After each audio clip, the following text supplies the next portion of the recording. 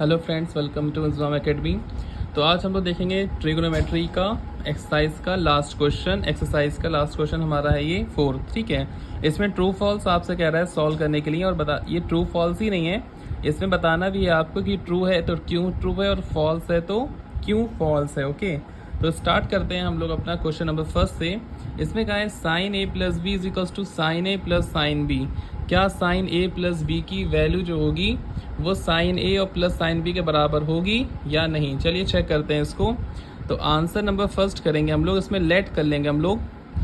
Angle A को मान लेते हैं हम लोग कितना, क्या मानते हैं, कुछ भी मान सकते हैं हम लोग, 30 मान लेते हैं। चलिए, और एंगल बी को हम लोग क्या मान लेते हैं, 60 मान लेते हैं। ठीक है, कुछ भी आप मान सकते हैं, जो आपका दिल कर रहा है वो मान लीजिएगा। पुट कर दीजिए इसमें बस। पहले LHS ले लेंगे हम लोग इसका, ये फर्स्ट वाला पार्ट हम लोग कर रहे हैं, ठीक है। LHS क्या है, साइन ए प्लस बी। तो आप वैल्यू पुट कर दीजिए इसमें, साइन 30 प्लस 60, तो इसकी वैल्यू कितनी हो जाएगी आपकी, साइन 90। 30 प्लस 60 90, और साइन 90 की वैल्यू होती है 1। LHS तो हमारा 1 आया। अब देखें RHS 1 आएगा। अब लिखेंगे RHS में क्या है, देखिए sign A plus sine B. Sign A plus, अगर दोनों वैल्यूज बराबर आ जाएंगे तो हम इसे ट्रू बोल देंगे। क्या आपको लगता है इसकी वैल्यू बराबर आएंगी? मुझे तो फिलहाल नहीं लग रहा है बिल्कुल भी। साइन 30 प्लस साइन 60, साइन 30 की वैल्यू होती है 1/2 और साइन 60 की वैल्यू होती है √3/2। जब इसका LCM ले लेंगे तो जब डिनोमिनेटर सेम होता है तो 2 ही लिख लेंगे। ऊपर का नंबर ऐसे ही लिखे जाते हैं जब डिनोमिनेटर सेम होता है तब। ये आपका आंसर आ रहा है इसका।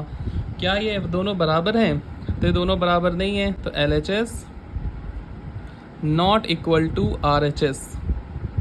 तो स्टेटमेंट क्या हो गया हमारा, फॉल्स हो गया। ओके, पहला वाला फॉल्स हो गया। सेकंड क्वेश्चन कह रहा है the value of sine theta increases as theta increases.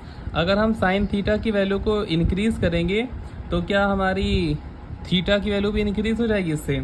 चलिए देखते हैं करके भाई, थोड़ा सा ऊपर करेंगे इसे।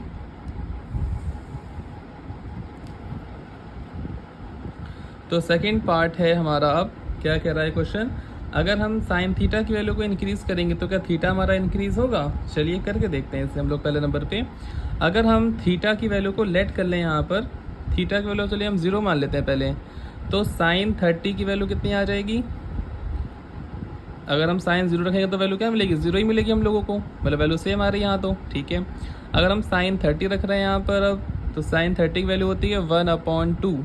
इसे डिवाइड करेंगे आप तो 0.5। हाँ भाई, इंक्रीज करी वैल्यू हमारी। फिर हम वैल्यू बढ़ाते हैं। अब 30 की बात क्या रख सकते हैं, 45 रख सकते हैं, 45। साइन 45 वैल्यू होती है 1/√2, और √2 की वैल्यू जानते हैं आप लोग ये जानते ना, 1/1.414 ये वैल्यू होती है आपकी। जब आप इसको डिवाइड करोगे तो आपका आंसर आ जाएगा 0.707। ओके, तो क्या ये दोनों वैल्यूज़ इंक्रीज़ हो रही नहीं हो रही हैं, आपको दिख रहा है वैल्यू इंक्रीज़ हो रही है, ठीक है। अब चलिए हम एक और लास्ट रख के देख लेते हैं, यहाँ पे साइन 90 डायरेक्ट रख लेते हैं। तो साइन 90 की वैल्यू तो 1 आ जाएगी। तो देखिए हमारी थीटा की वैल्यू इंक्रीज़ हो रही है। अगर हम साइन की वैल्यू इंक्रीज़ कर रहे हैं, जैसे साइन 0 रखा तो 0 मिला, 30 हमने बढ़ाया तो वैल्यू भी बढ़ी हमारी। साइन 45 रखा 45, तो हमारी वैल्यू और बढ़ी। 90 रखो तो और वैल्यू बढ़ेगी। तो यहाँ वैल्यूज हमारी इंक्रीज़ हो रही हैं। तो ये वाला स्टेटमेंट हमारा कैसा हो जाएगा, इसमें ट्रू हो जाएगा। अब देखते हैं इसका सेकंड स्टेटमेंट क्या था, हमारा थर्ड पार्ट। तो थर्ड पार्ट क्वेश्चन कह रहा था the value of cos theta increases S theta increases. कैसा आपको लगता है, अगर हम कॉस में थीटा की वैल्यू को इंक्रीज़ करेंगे, कॉस थीटा की वैल्यू को बढ़ाएंगे तो क्या थीटा इंक्रीज़ होगा।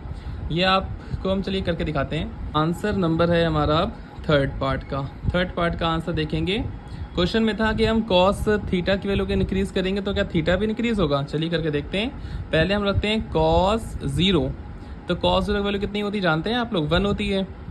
तो हमने एंगल रखा छोटा, वैल्यू मिली बड़ी। और चलिए देख लेते हैं एक बार हम लोग, कॉस 30 हमने एंगल बढ़ाया तो वैल्यू क्या होगी इसकी, कॉस 30 की वैल्यू जानते हैं आप लोग, कॉस 30 की वैल्यू होती है √3/2।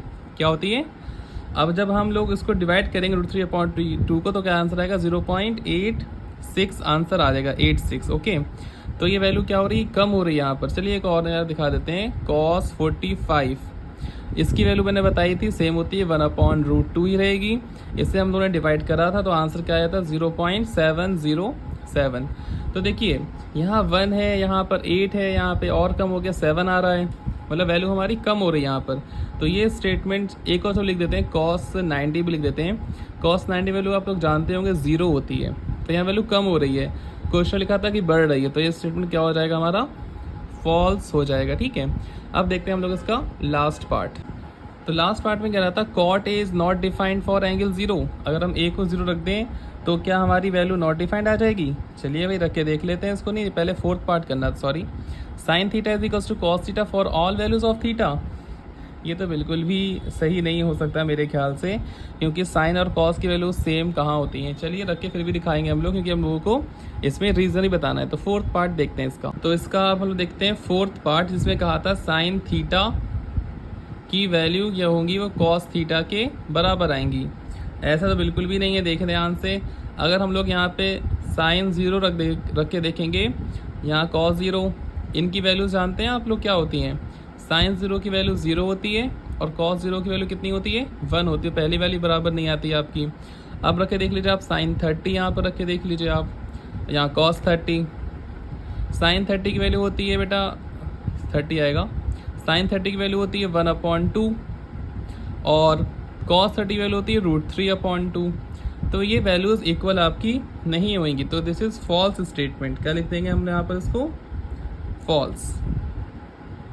बस यहाँ पे 45 जब आप रखोगे 45, तो वहाँ 1/√2 बराबर आएगा, वरना किसी केस में वैल्यू आपकी बराबर नहीं होगी। इन्होंने कहा था for all values of theta, अगर ये कहते फॉर 45 डिग्री तो वो ट्रू हो जाता, लेकिन यहाँ कहा गया था ऑल वैल्यूज, तो वो फॉल्स हो जाएगा। अब देखते हैं हम लोग इसका लास्ट पार्ट क्या कह रहा है। तो लास्ट पार्ट है, cot A की वैल्यू जो है नॉट डिफाइंड आती है, मतलब इन्फिनिटी आती है। जब एंगल हम A को 0 रख दें, मतलब cot 0 की वैल्यू क्या इन्फिनिटी होती है। चलिए देखते हैं। तो क्वेश्चन था हमारा, इसका फिफ्थ पार्ट था कि cot A दे रखा था। इन्होंने कहा था अगर हम यहाँ पे 0 पुट कर देते हैं तो क्या हमारा आंसर जो है वो नॉट डिफाइंड आएगा। वैसे हम लोग तो जानते ही हैं cot A की इन्फिनिटी होती है, लेकिन यहाँ करके भी दिखाना पड़ेगा थोड़ा सा। तो cot को हम क्या लिख सकते हैं, cos A upon sine A। ये फॉर्मूला होता है, जैसे tan थीटा का होता है साइन अपॉन कॉस, वैसे cot का होता है कॉस अपॉन साइन। A की वैल्यू 0 दे रखी है, तो cos 0 अपॉन साइन 0। cos 0 की वैल्यू कितनी होती है, 1 होती है। साइन 0 की वैल्यू 0 होती है। जब 1/0 होता है उसका मतलब क्या होता है, नॉट डिफाइंड। क्या मतलब होता है, not defined. Okay, not defined मतलब होता है उसका। तो ये हमारा स्टेटमेंट क्या हो जाता है, बिल्कुल से ट्रू, क्योंकि क्वेश्चन में यही कहा था A की वैल्यू के लिए नॉट डिफाइंड आएगा, मतलब इन्फिनिटी। अगर 0/1 होता, यहाँ पे क्वेश्चन में लिख के आता है एग्जाम में 10A, तो वो ट्रू हो जाएगा। क्योंकि ये बात समझिएगा ध्यान से, 0/1 अगर होगा तो वो नॉट डिफाइंड नहीं, वो 0 होगा आपका। 0/1 क्या होता है, 0 होता है, और 1/0 क्या होता है, नॉट डिफाइंड होता है। तो कैसी लगी वीडियो आपको कमेंट करके ज़रूर बताइएगा। Thanks for watching.